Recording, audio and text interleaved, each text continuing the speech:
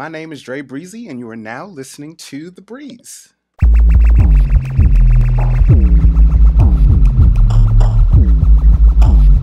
Okay, so it's been a little while.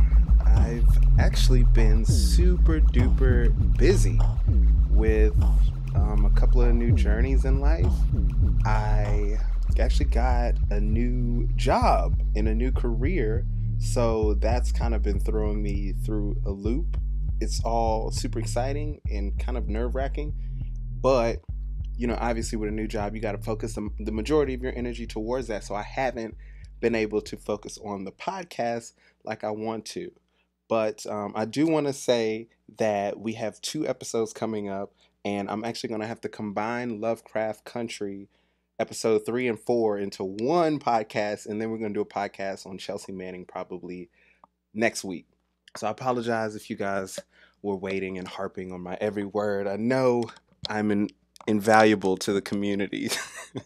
So sorry guys if you guys are actually paying attention and waiting for me to put out some more content, but I'm working on it. I need to make sure I don't get fired from my new job first. This podcast is actually going to be kind of a way for, I guess, you guys to get to know me a little bit more. I've had a few questions to the likes of, who are you and why are you doing this podcast? Those are great questions, and I think I should answer them. So my name is Dre. I am from North Carolina. My family is from New York. Well, my mother's family is from New York, and my father's family is from like the Gulf Coast. Kind of grew up in, I think, now it's turning into a really interesting town. So I grew up in a place called Durham, which was majority black. So I grew up in like a working class suburbs, but the whole neighborhood was black, which now that as I get older, I realize that's a very unique experience, like being around black people that were educated and black people that were all, hardworking people and owned property and et cetera, really, I think, defined a lot of my experiences, really gave me an appreciation and pride of black culture. I started going to school in Chapel Hill in middle school and high school. Chapel Hill was kind of not necessarily the opposite side of the coin, but Chapel Hill was a very upper middle class to wealthy area. It was predominantly white, a lot higher education than Durham. There were I think it was a bit of a culture clash for me in the beginning, but as I got older, I kind of realized how to navigate in white spaces, and no lie, by the end of high school, I was really enjoying my life. I started going to college at UNC Charlotte in 2008, and if anybody remembers that long ago, it was actually the year that Obama won. So I canvassed for Obama when I was 18, and he was really the first time I started paying attention to politics. Like I learned about, the Constitution and history, and I found all that stuff interesting.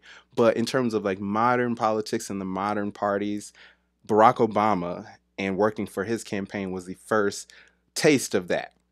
Obviously, I was hooked. Politics is exciting if you know what's going on. And that's the problem with a lot of people. It's so much going on in politics. There's so many gears moving that a lot of people just don't keep up, or they feel like it's just too much, and so they clock out. Half of Americans don't vote. And I think it's just because politics really is daunting when you first start to join the process.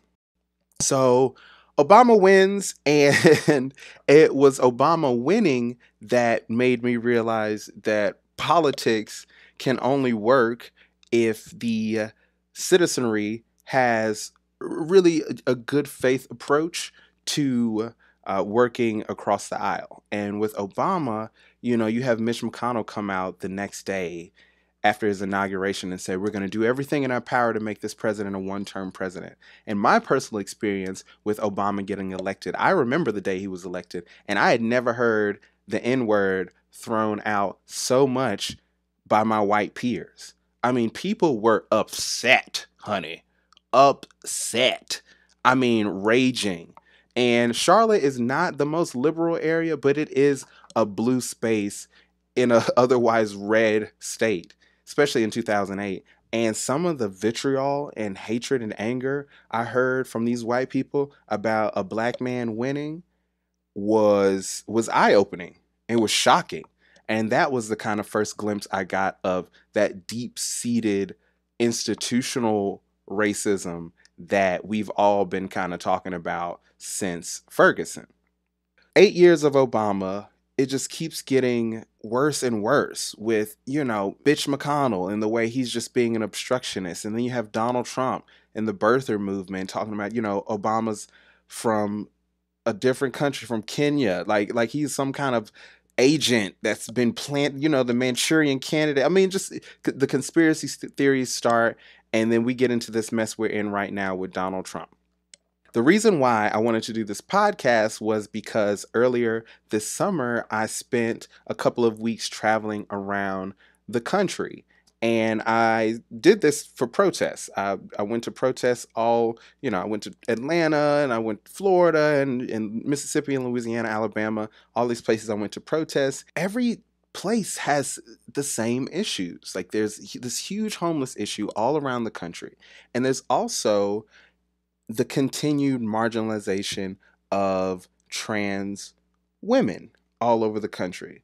So much of me has a problem with the marginalization of any group of people, but I've noticed that most groups in the LGBTQ community are making progress, with the exception of trans women, specifically trans women of color. And I have enough friends and enough people in my life that are trans women of color that I cannot continue to allow this injustice to go unaddressed. And I have a voice and I have talents. I'm going to use my voice and my talents to bring more attention to those issues. I actually wanted to use this podcast to bring attention to a recent issue that I have stumbled upon. I don't know if you all have heard about Mr. Clay Higgins, who is a congressman out of Louisiana. So Clay Higgins is a Marine, he's Mr. America. He believes in, Starbucks and the war on Christmas, and only men and women should be able to get married, and abortion is just as bad as the Holocaust. He's full-blown psychoconservative.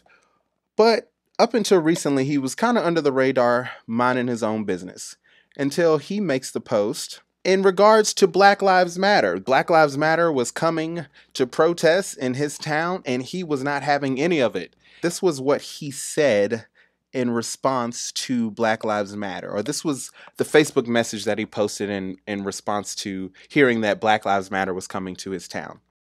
If this shows up, we'll consider the armed presence a real threat. We, the people of Louisiana. One-way ticket, fellas. Have your affairs in order. Me, I wouldn't even spill my beer. I'd drop any 10 of you where you stand. Because some of we, like me, we are SWAT. Nothing personal. We just eliminate the threat. If you show up like this, if we recognize threat, you won't walk away. That's not a challenge, fellas. It's a promise. We don't want to see your worthless ass, nor do we want to make your mothers cry. You're the ones threatening. If you show yourselves aggressively natured and armed in my presence, in my neighborhood, where I work, anywhere close enough to put my family or my fellow citizens in danger, that is where your journey will end fast. How fast? 1450 FPS fast. Y'all, this is an elected official that is talking about killing people for exercising their First Amendment right, the right to assembly.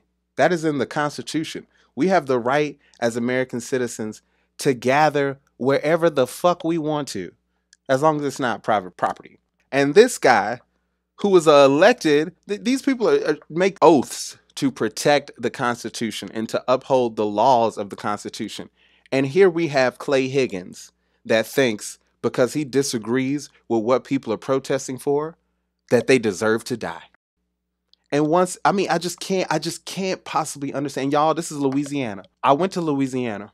And so I know what the deal is there. They are about 50 years behind. But this dumb shit, this should just be immediately, I'm sorry, the next day, Secret Service should have came in and be like, I'm sorry, you got to go. Clean up, get your air mattress out of here. Apparently he sleeps on an air mattress in his office. Get your air mattress out of here. Get your fourth wife out of here. And you got to go. Because, you can't be threatening to kill people for exercising their amendment rights. Like, that just immediately should disqualify you. But not in America. Because as long as you threatening black people, it's not that fucking bad. And I mentioned the fourth wife. Yes, this man who is lecturing us about his family and how much he cares about his family, how much he'll protect his family, is on his fourth motherfucking wife. The fourth wife. I mean, I know these guys. And I know these people. Like, I have friends that have like the their dads are on the fourth, fifth wife. And these are never decent men. Because, I get two marriages. Sometimes, you're like, I'm going to try it one more time. But after the third and fourth, when these things are only lasting 4 or 5 years, you just are showing you aren't good. You aren't smart in making good decisions.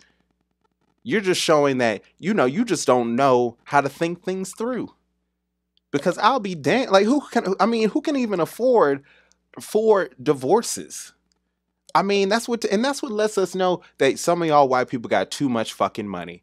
Because there's no way in goddamn hell I'm giving up half of my hard-earned shit 4 times. Ain't happening. Sorry. We can be together, but we ain't getting married. Sorry, we ain't signing no papers. Ain't happening.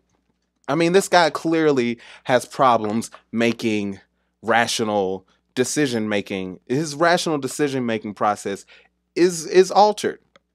There's just so many issues with what he's saying. And then the fact is, the protest was peaceful. It would have been different had shit hit the fan. And you know what?